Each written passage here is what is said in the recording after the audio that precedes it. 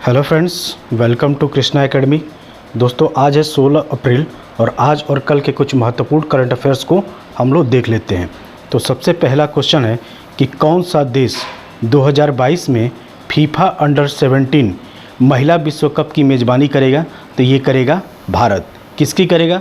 तो FIFA under 17 महिला विश्व कप की मेज़बानी करेगा और यह भारत के 3 स्थानों पर इसका आयोजन किया जाएगा। कहाँ कहाँ पे? तो भुवनेश्वर, गोवा और नवी मुंबई में, यानी इन 3 शहरों में इस फीफा अंडर 17 महिला विश्व कप की मेज़बानी किया जाएगा।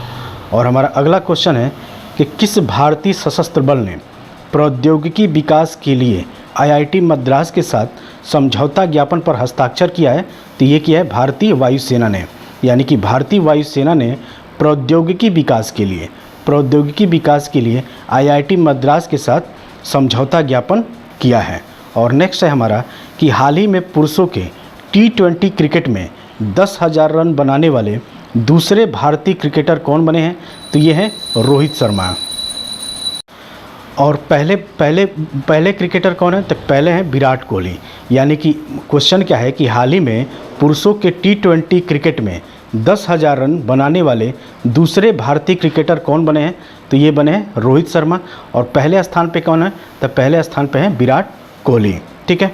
हमारा नेक्स्ट क्वेश्चन है कि बोहाग बिहू और रोंगाली बिहू महोत्सव कहाँ मनाया जाता है? तो ये मनाया जाता है असम में।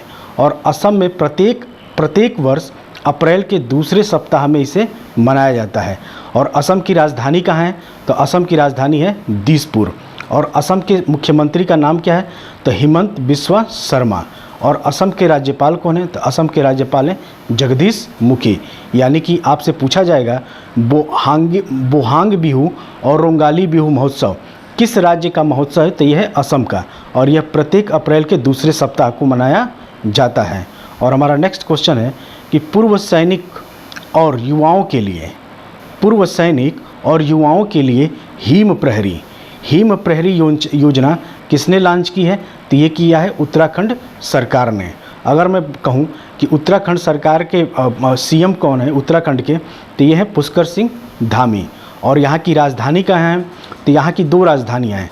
अगर शीतकालीन राजधानी की बात की जाए तो शीतकालीन राजधानी है आपका देहरादून और ग्रीष्मकालीन राजधानी है गैरसैंण। ठीक है।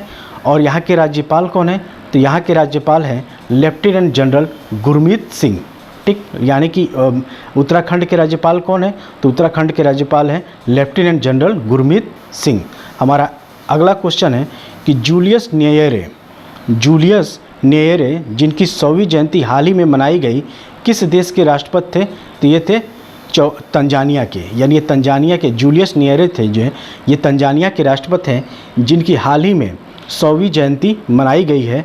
और यह इनका निधन किस दिन हुआ था? तो 14 अप्रैल को हुआ था। यानी इनका जो जयंती मनाई गई वो कब मनाया गया? तो 14 अप्रैल को मनाया गया। हमारा नेक्स्ट क्वेश्चन है कि कोयले की कमी के कारण हाल ही में कौन सा राज्य बिजली संकट में फंस गया है? तो ये है पंजाब राज्य। यानी पंजाब राज्य कोयले की कमी के कारण बिजली संकट में फंस गया है।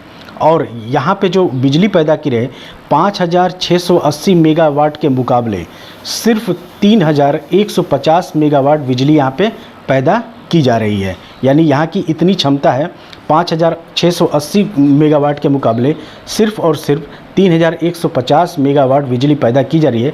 इसलिए यहाँ पे कोयले की कमी के कारण पंजाब में बिजली संकट उत्पन्न हो गया है। नेक्स्ट है हमारा क्वेश्चन है कि कृपाण शक्ति अभ्यास किस शहर में आयोजित किया गया है?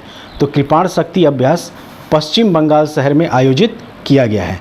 और यह जो कृपाण शक्ति अभियान है इसका उद्देश्य क्या है? तो इसका उद्देश्य भारतीय सेना और केंद्रीय सशस्त्र पुलिस बलों की क्षमताओं को जोड़ना है। यानी कि यह भारतीय सेना और केंद्रीय सशस्त्र पुलिस बलों की क्षमताओं को जोड़ता है। और यह इसका नाम क्या है? तो कृपाण शक्ति। कहाँ पे इसका आयोजित किया गया है? तो पश्चिम बंगाल में किया गया है। नेक्स्ट है हमारा कि किस संस्थान ने स्थानीय नवप्रवर्तनकर्ताओं के लिए जलवायु कार्रवाई अनुदान के लिए $2.2 मिलियन की घोषणा की है? तो यह यूएनडीपी ने की है। यानी यूएनडीपी ने स्थानीय नवप्रवर्तनकर्ताओं के लिए जलवायु कार्रवाई अनुदान में $2.2 मिलियन की घोषणा की है। और यह जो घोषणा है, यह इसका उद्देश्य है पेरिस समझौतों और सतत विकास लक्ष्यों को हासिल करने के लिए यह जो घोषणा की गई है। ठीक है, नेक्स्ट है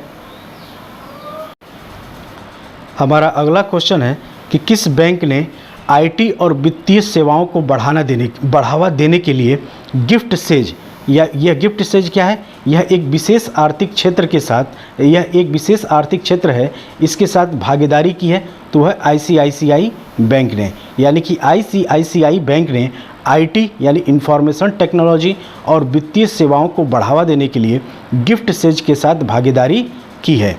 और हमारा अगला क्वेश्चन है कि किस भारतीय शतरंज खिलाड़ी ने 2022 रेकजाविक ओपन टूर्नामेंट जीता है, तो ये जीता है प्रज्ञानंद आर ने, यानी कि प्रज्ञानंद आर ने 2022 के रेकजाविक ओपन टूर्नामेंट जीता है। और यह जो रेकजाविक ओपन टूर्नामेंट है, इसका आयोजन कहाँ किया गया है, तो इसका आयोजन आइसलैंड में किया गया है।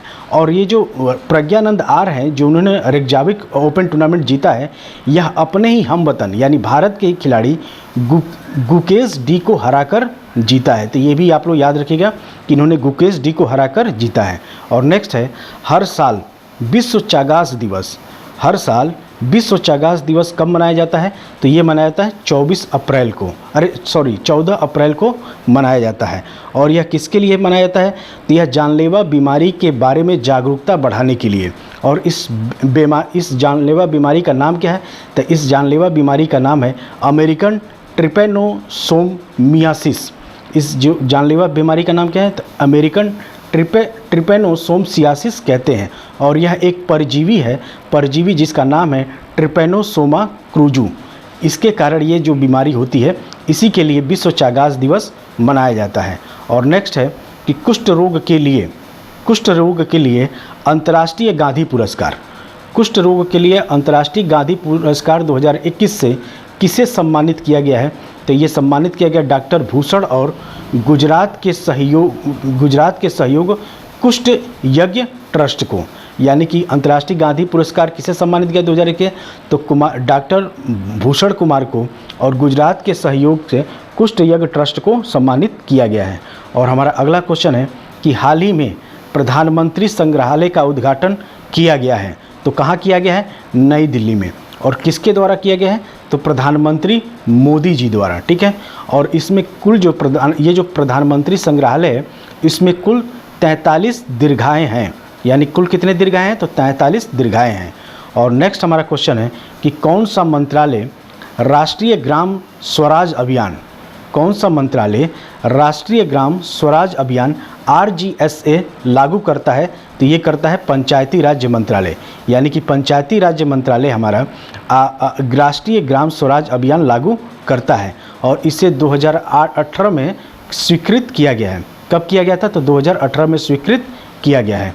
और हमारा नेक्स्ट क्वेश्चन है कि किस राज्य ने 14 अप्रैल को डॉक्टर अंबेडकर की जयंती को समानता दिवस, ये बहुत ही इम्पॉर्टेंट आपके लिए है, किस राज्य ने 14 अप्रैल को डॉक्टर अंबेडकर की जयंती को समानता दिवस के रूप में मनाने की घोषणा की है, तो ये किया है तमिलनाडु ने। ठीक है, और तमिलनाडु के सीएम कौन है, तो तमिलनाडु के सीएम है MK स्टालिन। और तमिलनाडु के राज्यपाल कौन है, ये आप कमेंट करके हमें बताएंगे। और हमारा नेक्स्ट क्वेश्चन है कि विश्व बैंक ने वित्तीय वर्ष 2022-23 के लिए भारत का GDP पूर्वानुमान कितना घोषित किया है, तो ये किया है 8.0, यानी ये 8.7 से घटाकर 8.0 इस विश्व बैंक ने 2022-2023 के लिए भारतीय का GDP पूर्वानुमान घोषित किया है। और हमारा अगला क्वेश्चन है कि CBIC ने किस उत्पाद पर सीमा शुल्क और कृषि अवसंरचना विकास उपकर से छूट अधिसूचना की है, तो यह है कच्चा कपास। यानी कि CBIC ने किस उत्पाद पर, तो CBIC ने कच्चा कपास पर सीमा शुल्क और कृषि अवसंरचना विकास उपकर से छूट प्रदान की है या छूट अधिसूचना की है। और CBIC का फुल फॉर्म क्या है? तो केंद्रीय अप्रत्यक्ष कर और सीमा शुल्क बोर्ड, यानी केंद्रीय अप्रत्यक्ष कर और सीमा शुल्क बोर्ड ने कच्चे कपास के लिए सीमा शुल्क और कृषि अवसंरचना विकास उपकर में छूट प्रदान की है। ठीक है दोस्तों, ये थे आज के महत्वपूर्ण करंट अफेयर्स जो आपके एग्ज़ाम के लिए बेहद ही इंपॉर्टेंट है। तो इन सब को आप एक एक करके धीरे धीरे बार बार रिवीजन करते हुए तैयार करते जाइए। तो आज के वीडियो में इतना ही, मिलते हैं अगले वीडियो में, तब तक के लिए धन्यवाद।